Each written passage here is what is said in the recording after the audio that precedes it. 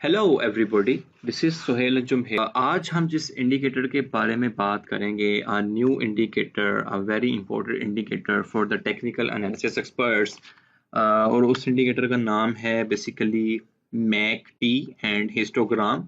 आज हम इस इंडिकेटर को स्टडी करेंगे. प्रीवियसली हमने आरएसआई को स्टडी किया था, उससे पहले हमने मूविंग एवरेज को स्टडी किया था. एंड मैं उम्मीद करता हूँ कि आपके concepts about the RSI and about the moving averages clear होंगे.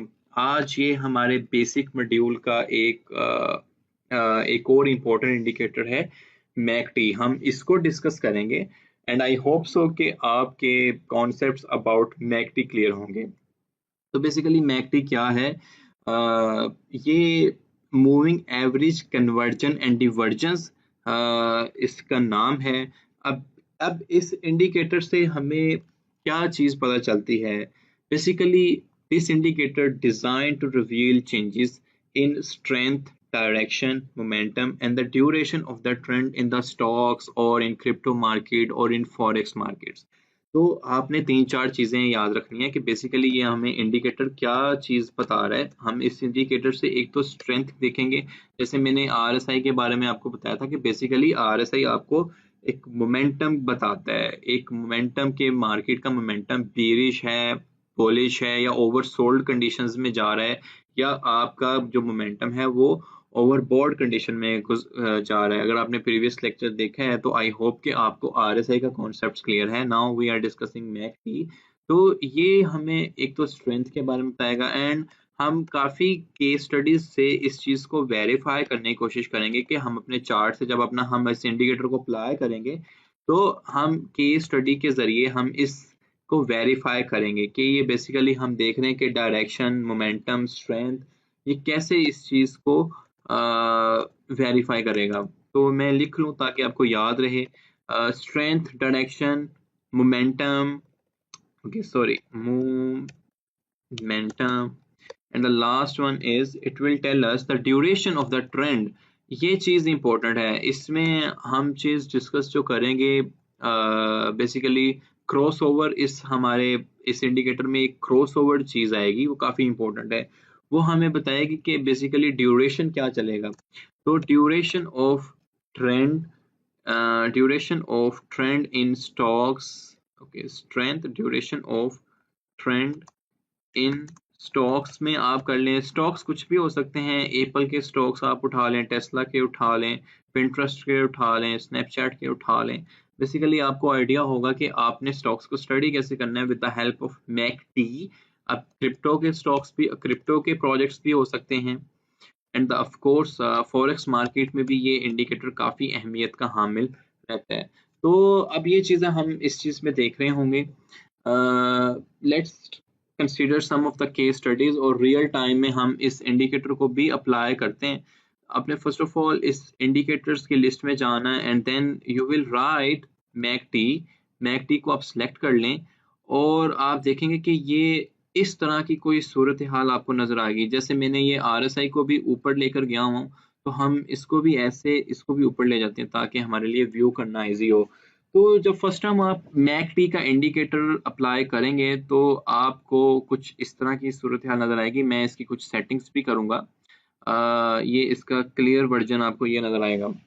डबल टैप करेंगे तो ये इंडिकेटर आपको ऐसे नजर आएगा. जैसे मैंने नाम दिया है कि मैं इसको हिस्टोग्राम की शक्ल बनाऊंगा, तो आप देखें कि जो कुछ मैथ वाले मेरे ब्रदर्स एंड सिस्टर्स हैं वो तो हिस्टोग्राम को समझते हैं, एरिया जो हम देखते हैं. तो इसको हिस्टोग्राम की कुछ ऐसी हम अपने मुताबिक, जो कि प्रोफेशनल टीएस जो इसकी शेप रखते हैं, हम उसकी शेप में इसको चेंज करेंगे एंड देन लेट्स सी कि ये इंडिकेटर हमें ट्रेडिंग स्ट्रेटजीज में कैसे हेल्प कर सकता है. तो मैं इसकी कुछ क्रैक से सेटिंग करने जा रहा हूँ. आप, ये मेरी सेटिंग है, you can do your own setting as well. Whatever the setting on your naked eye like, आप वो कर लें. मेरे लिए ये सेटिंग्स रिकग्नाइज करना इजी होती हैं, तो मैं इनको ऐसी शक्ल दे देता हूँ. तो यहाँ तक देखें कि मैंने अभी फिलहाल इस हिस्टोग्राम की शेप को चेंज किया है कि जब हम अब मेरा ख्याल है कि आपको जो टर्म्स हैं बुलिश, बेरिश और up trend and down trend, इसकी समझ आएगी, क्योंकि हमने फर्स्ट लेक्चर से ये काफ़ी दफ़ा यूज़ करते आ रहे हैं, bullish and bearish and bulls and bears and up trend and down trend, appreciation and depreciation का नाम भी दे सकते हैं। तो यहाँ पे देखें कि जब मेरे पास एप्रिसिएशन की हिस्टोग्राम है तो we will verify with the actual chart के प्राइस उस टाइम अप ट्रेंड में है या बुलिश बिहेवियर में है। And when I set the histogram colours with the red, तो आपने देखा कि प्राइस उस टाइम डाउन ट्रेंड में होंगे and we will verify actually with our chart as well. In the same manner same applies goes here. Okay so ये चीज change करने के बाद हमें ये जो दो लाइनें नजर आ रही हैं, मैं इस चीज के बारे में आपको बताता चला जाऊं कि हमने मूविंग एवरेज का जब लेक्चर लिया था या डिस्कस किया था, उसमें हमारा जो भी लिटरेचर था उसमें जो हमने कॉन्सेप्ट स्टडी किए थे, हमने 4 मूविंग एवरेजेस को काफी इंपॉर्टेंस देने की कोशिश की थी, 8, 32, 55 एंड 100। ठीक है, बाय डिफॉल्ट हमें इस मैकटी के इंडिकेटर में जो मूविंग एवरेज, जो ये दो मूविंग एवरेजेस हैं बेसिकली, ठीक है, ये एक 26 एंड एक 12 पीरियड एक्सपोनेंशियल मूविंग एवरेजेस का आपके साथ ये पूरी की पूरी मूविंग एवरेज बन रही है। और हमने मूविंग एवरेज को काफी डिटेल से भी डिस्कस किया था कि बेसिक कॉन्सेप्ट उसका ये होता है कि प्रीवियसली कैंडल की क्लोजिंग का एडिशन, और जितनी भी आप मूविंग एवरेज ले रहे हो, फर्स्ट करो अब मेरे पास 10 मूविंग एवरेज में लेता हूँ, तो 10 मूविंग एवरेज का मतलब ये होता है कि प्रीवियसली क्लोज्ड कैंडल की जो क्लोजिंग है, जिस भी प्राइस पे वो क्लोज हुआ है, उन 10 का वो एडिशन एंड डिवाइडेड बाय 10, तो एक आपके पास डॉट वैल्यू आ जाती है।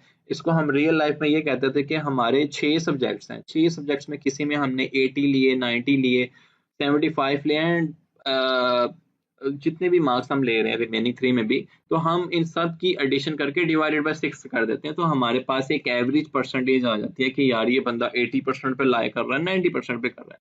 In the same manner applies with the moving averages as well. तो ये हमने एक रेपिटेशन कर ली। मैं इसके भी कलर्स को चेंज करना मुनासिब समझता हूँ ताकि मेरे लिए रिकग्नाइजेशन इजी हो। वे आप भी ये कलर सिलेक्शन कर सकते हैं, it all depends upon you. मैंने ये ग्रीन और रेड कलर क्यों सिलेक्ट किया है कि मुझे पता है कि मैं जब आपके साथ क्रॉस ओवर की बात करूंगा ना मैकडी में, तो मैं इसकी बात करूंगा, मैं इसकी बात करूंगा, मैं आपके साथ यहाँ पर इस क्रॉस ओवर की बात करूंगा। ठीक है, तो मुझे पता है कि जब जैसे ही क्रॉस ओवर होता है और मेरा जो ग्रीन मूविंग एवरेज है वो ऊपर आती है, तो आई कैन कंसीडर कि ये एक बुलिश ट्रेंड में है। और when ever the cross over happens again और ग्रीन आपकी रेड से नीचे है, तो मैं ये कंसीडर करता हूँ कि अभी एक बेरिश ट्रेंड चलना आ रहा है। Of course it depends upon the other factors as well कि मार्केट में वॉल्यूम कितना आ रहा है, जा रहा है। हमें कैंडलिक्स को भी कंसिडर करना पड़ेगा, हमें आरएसआई को भी कंसिडर करना पड़ेगा, हमें मूविंग एवरेज को भी कंसिडर करना पड़ेगा। लेकिन ये इंडिकेटर जो मैंने आपसे पहले डिस्कस किया था कि बेसिकली हम ये देखेंगे डायरेक्शन क्या चल रही है। मोमेंटम तो हमें आरएसआई से पता चलेगा, इससे भी पता चलेगा, और duration of trend in stocks and crypto और फॉरेक्स मार्केट्स, ये चीज पता चलेगा। जैसे मेरे पास ये एक क्रॉसओवर यहाँ पर आ रहा है और मेरे पास ये ड्यूरेशन कैलकुलेशंस हैं कि ऑलमोस्ट कितनी देर तक ये एक डाउन ट्रेंड में जा रहा है। ठीक है, अब हम इस केस स्टडी को वेरीफाई करने की कोशिश करेंगे with our actual charts as well. यहाँ तक कि मैं समरी आपके साथ डिस्कस कर लूँ कि we are discussing about today the MACD indicator with histogram, और मैंने उसकी कुछ ऐसी सेटिंग्स की हैं जो कि मैं यूज़ करता हूँ। यू कैन आप इसको अपने हिसाब से भी इसकी सेटिंग्स को रिमेंबर रख सकते हैं जो भी आपको अच्छी लगती हैं।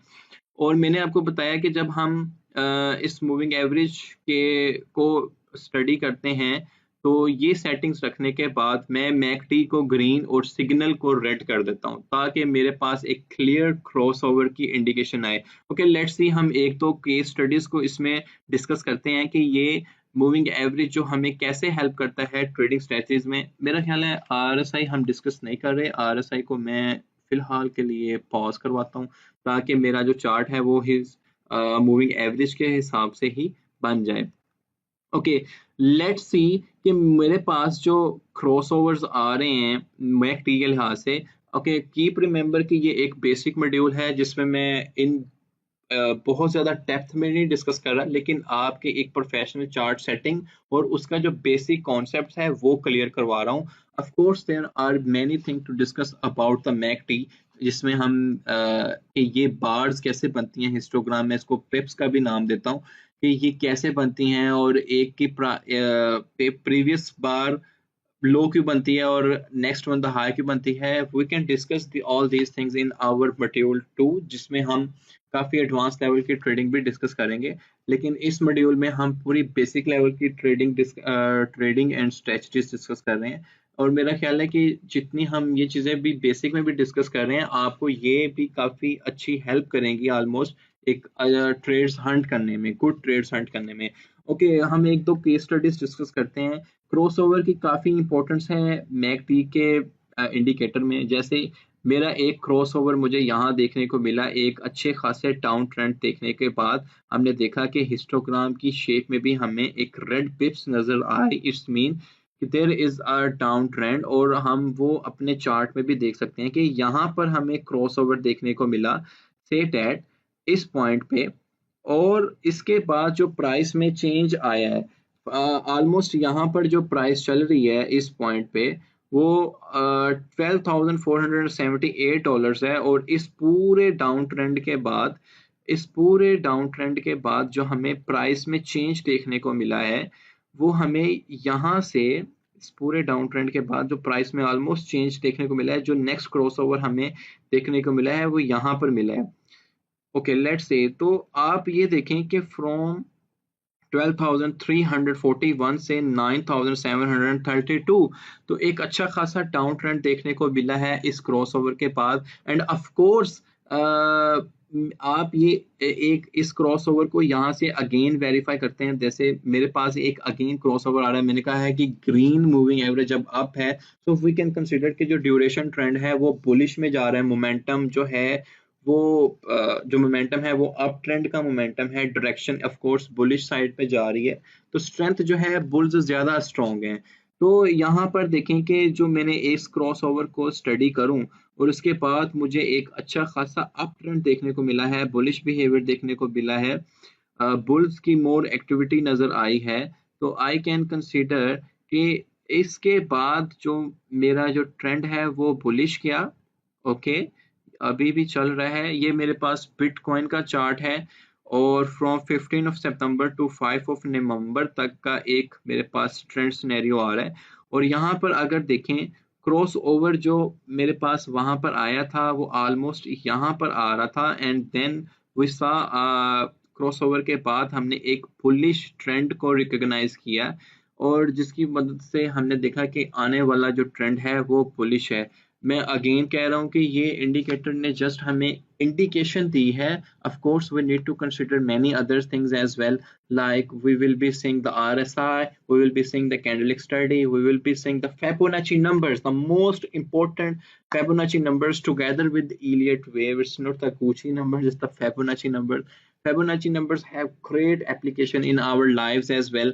अगर आप गूगल पे जस्ट लिखें application of Fibonacci numbers in our real life, you will be saying कि हमारी पूरी फेस शेप से लेके बॉडी शेप से लेके एनिमल्स की जो शेप्स हैं वो मतलब उसमें अल्लाह ताला की बहुत ज़्यादा कुदरत आपको देखने की मिलेगी कि वो एक मरहूम Fibonacci numbers वहाँ पे काफ़ी अच्छे अप्लाई होते हैं। You just saw for the fun purpose by writing on the Google applications of Fibonacci numbers in real life, you will be seeing कि Fibonacci numbers काफ़ी इंपॉर्टेंट हैं। गैलेक्सीज आपकी Fibonacci numbers बेस्ड हैं।